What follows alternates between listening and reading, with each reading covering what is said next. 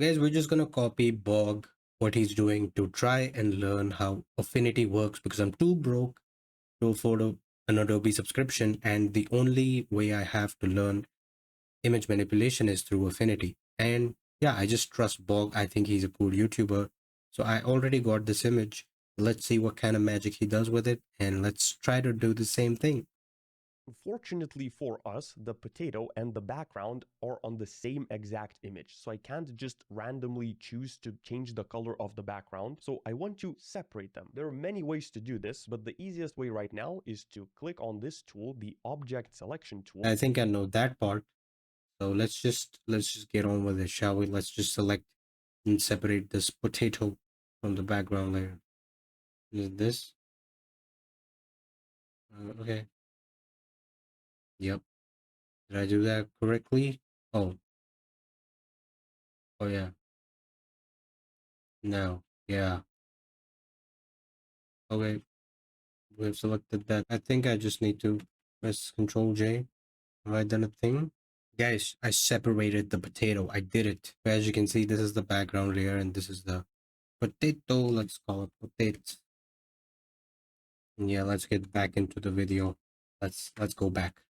If I paste it back in with Control V or Command V if you're on Mac, you'll notice that it created a new layer and the potato spawned back in. But now they're completely separate. If I pick up my Move tool, which is this one right here, the keyboard shortcut is V. Most tools have their own keyboard shortcut and it's very useful to memorize them. So I'm going to be using keyboard shortcuts across this entire Just gonna video. make So it faster. V for the Move tool, and you can see now I can pick up and move this potato and it's now separate from the background. I'll click right over here to deselect it, and you can also see these marching ants all around it. We don't want those anymore, so I'm going to click Control D or Command D on Mac to deselect. Actually, we don't even need the background anymore because we're going to change its color. So I'm going to click on it, which will select it in the layers panel. If I click on the potato, it selects the potato. So I'm going to click the background and click delete to delete it. Alternatively, you can pick up a layer and drag it into this trash icon, which will also delete it. Beautiful. So now let's create the background. I'm going to pick up my brush tool. The keyboard shortcut is B, and you can see if I try to paint, my brush is super small. So it's going to take me 74 years to color in this background like so. So let's make the brush smaller. There are three main ways to do that. You can come up over here and increase the size of your brush. Now you can see it became bigger. You can also click the open and closed bracket on your keyboard to increase the size. Or my favorite, hold Control Alt. It will show you the preview of your brush. And then with your mouse, just click and drag to the right to increase the size, or click and drag to the left to decrease the size. You can also drag up or down to increase or decrease the hardness. So how soft the brush is on the edges. If I make it 100% hardness, you can see the brush has these sharp edges here. So right now I want it super big and hard. That's what she said. And I'm going to paint in the entire image. And the potato also became completely black. You can see that in the layers panel, Affinity automatically created new.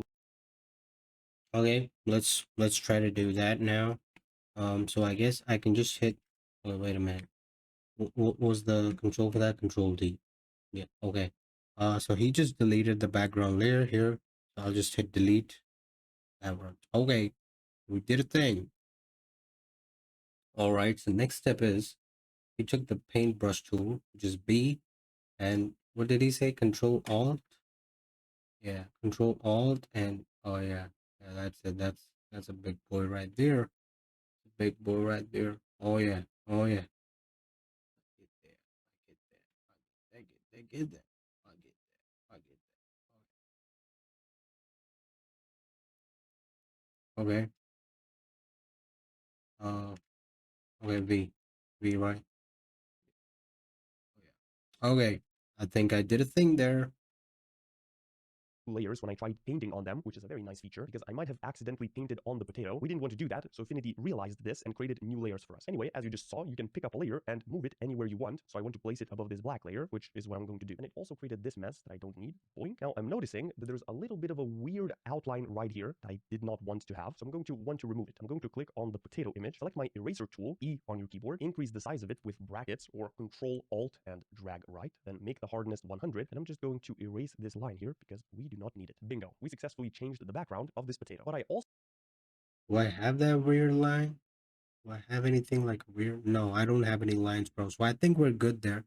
We don't need those line erasure. want to do is make the potato a little nicer, and that by getting rid of these imperfections. Whoa, how did you just zoom in, you might think. In Affinity, you hold Control and scroll on your mouse wheel to zoom in. But since I'm extremely used to Photoshop, I dislike this behavior. So I went into settings. You can open settings with Control and comma key. And then inside of tools, I clicked this, use mouse wheel to zoom. If you have this unchecked, then you will have to hold Control to zoom in. But if you have this checked, then you can Right. Do I have that? I think I like the control to zoom because I'm more of a Da Vinci guy. And yeah, I always zoom it while holding control. So I think this is good for me. And yeah, this is good. can use your mouse wheel to zoom in without holding anything. And that's what I like. You can also click the mouse wheel on your mouse, the scroll wheel. And when you do that, you'll be able to move your canvas around. So if you zoom in and want to go over there, you don't have to zoom out and zoom in that place. You can just click on your scroll wheel and drag to go to another place, which is beautiful. Also, if you didn't know, whenever you go into your browser and you have a bunch of tabs open, you can click the middle mouse wheel on your mouse to close those tabs without having to click on this tiny little X. Now your life is changed. So let's try to get rid of this for Damn, Bob. instance. For that, we're going to use this tool right here, which is called the In Painting Brush tool, and the keyboard shortcut is J. There is one problem here, and that it didn't select the correct tool. It shows what kind of tools exist under this tool inside of this panel. So if I want to switch between them, I can keep clicking the key, so just J a bunch more times, or I can just pick it from here with my mouse. So I want this tool right here in painting. And now if I come to the potato image, I can just paint this right here and boom, it's gone. The same with all of these other spots. I can just paint over them and Affinity just fills them in. I can also do it for this bigger section. Not sure how it's going to look like. It looks perfect. This is how you can get rid of spots on your skin that you don't like in a picture, for example. Beautiful. We tidied it up. But this was a complete rookie. Okay, I think let's try and do that now. Select the potato. J. J is it? And painting brush tool. Yeah, this is it. And does this also have like a? Oh yeah, this also has that. Oh, that's nice. That's nice. That's nice. Um. Oh yeah, I like this. I like this. I like that shortcut. Okay, what does that do? Oh, it's gone. It's gone just like that. Wow. Thank you, Bog. So I can do this to my skin, which is filled with pores. Damn. Can't wait to do that. Wow. Damn. This feels oddly satisfying. I just keep wanting to do this. Turn this into a perfect potato. I guess that's the goal. That doesn't look too convincing, but I mean, yeah, it is. It is convincing, I would say. Come on, this looks nice. This is a nice potato, don't you think? All right, moving on. Way of doing this because you'll notice that I'm on the same potato layer. So if I want to undo these changes, I would have to click Control Z and just keep doing this until the things I removed reappear again. And this is not ideal because when you're going to be editing pictures, there will be times when you want to go back and undo something without undoing everything else. So for example, if I remove these three and want to undo the second one, if I just keep pressing Control Z, I can't undo this one without undoing that one, which will cost me a lot of work in the long run. So it's better, see what I did there? You can undo with Control Z and redo with Control Shift Z. So you can travel back and forth in time. So I'm going to undo everything I did and create a new pixel layer. You can click this icon here, which will create it. Pixel just means a regular image that you're used to. There are different kinds of layers in Affinity Photo. So this is like the default one. Or of course, you can use a keyboard shortcut to insert a layer. It's Control Shift N. Boom. And it creates one and it automatically selects it. So now I can remove these imperfections here on this layer instead of the original layer, which will give me a lot more control if I want to change things later. So I'm going to select the same tool. Make sure Mm, that up here, current layer and below is selected. So it's going to look at layers below and not only this layer when it decides what to put on top. And now I'm going to remove all of these again on a new layer. Boom. So now what I can do is go into the layers panel and click this eye here, which will hide this layer. And so I can see the before, after. that's a new thing. I don't know that. So basically, what he said is, yeah, just Control Z and undo all this shit. So okay, no, not that. Okay, I think we're good here. So basically, go to the layer and hit Control Shift N, and you select this layer, and this is a pixel layer, current layer, and below, and do the same thing. Just okay, okay. Now I get it. Now I get it. Now I get it. So this is basically non-destructive in a way that if you want to go back to the state of having the default potato, you can just do that. I mean, we're doing it with a potato, but we'd probably be doing it with some human faces, won't we? Later. So, we just delete that layer, we'll get all these ugly pores back. Nice. Okay, thank you, Bog. I didn't know that. Thank you for teaching me that. Before, after. Very cool. What you might also want to do is remove these imperfections by 50%, just a mild reduction. So I can come to the opacity of this layer. This controls how visible the layer is. If I go to the background and decrease the opacity, you can see it becomes more and more see-through. Also, did you see what I did there? Instead of clicking here and changing this, you can just hover over the word, click and drag, and it will change the value. This works with pretty much any small Oh, slider inside of Affinity Photo. So now I can that's cool. Let's try that. Oh, No, I wanted to do this. That's cool. I didn't know that. Damn, I was literally just doing this the whole time. Okay, that's a cool tip, Bug. I'll keep that in mind. Opacity, that's a useful thing.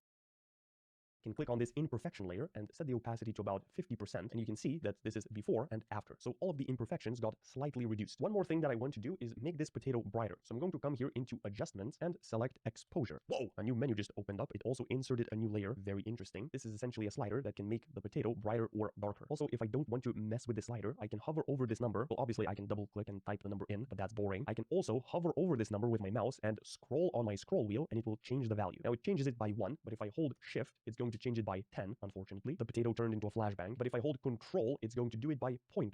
Beautiful. So I can close this, and now there's the exposure. Now this layer affects everything that's underneath of it. So the background as well, but since the background is completely black, you can change the exposure however much you want. It's not going to budge. But what if I had something else here, control shift N to insert a new layer, and I'm going to select a different color, maybe green, and paint something here. Now you can see if I toggle this exposure on and off, the green color changes. What if I don't want that? What if I want this to only apply to the potato and not to this green curve here? What I can do is pick this up and move this inside of the potato. Make sure you're not dragging it on the image, but on the actual layer. And if I release, poof, it just vanished. Don't worry, it's still alive. It's just been devoured by this potato. If I expand this little arrow, you can still see it. And now if I make it visible and invisible, you can see that the green underneath doesn't change. It's only the potato that's changing. But there is a problem now, because these imperfections now don't get affected by this exposure. It now only affects the potato. So if I zoom in a lot, you can see that there's a slight outline here on these imperfections. It's going to be Okay. easier to see if I overdo this. So I'm going to double click on the layer image here, which will bring back this exposure menu. And now I'm just going to increase it a lot. So we're both staring at the sun. You can see that it only affects the potato, but not these things that we removed before. So how do we make this exposure adjustment apply to both of these and not just the potato? For now, I'm going to remove it and bring it to the top. So now it affects everything. Then I'm going to disable it because my eyes are bleeding. And then I'm going to hold shift, make sure the bottom potato layer is selected, and click on this layer to select both of them. And now I can put both of these in a group. If I right click, you can see you can group, and it's control G. So I'm going to use the shortcut control G, bingo. It's now in a group. And now if I make this visible again,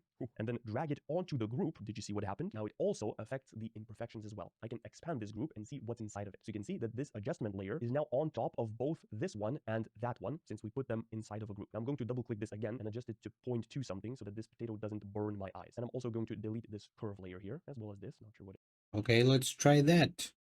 What he did basically is Control G to group these. And where is the adjustment? Adjustment. What exposure? Where's exposure? Yeah, this is exposure. So yeah, let's just take it up a little bit. All right. Yeah, 0.5. That looks decent. Let's just stick with that. And yeah, put it in this group. So now we have exposure adjustment to both the pixels and the potatoes. Nice.